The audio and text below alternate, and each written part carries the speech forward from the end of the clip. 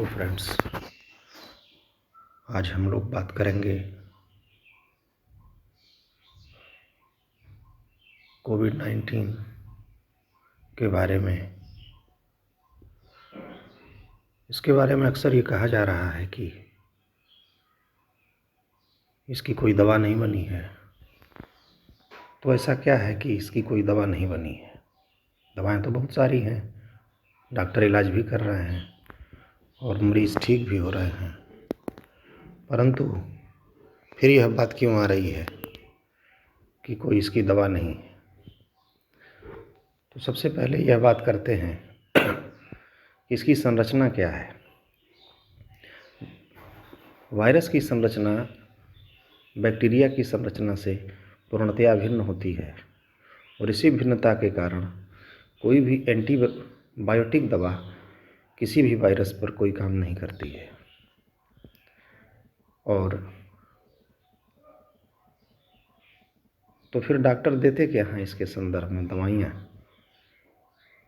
हमारी प्रतिरोधक क्षमता प्रत्येक वायरस से लड़ने के लिए पूरी तरह समर्थ होती है, लगभग सभी मामलों में, और यह प्रतिरोधक क्षमता ही धीरे धीरे वायरस को समाप्त करती है।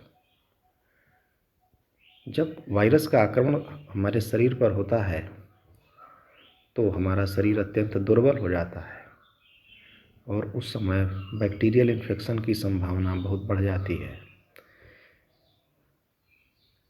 इसलिए एंटीबायोटिक दवाएं दी जाती हैं।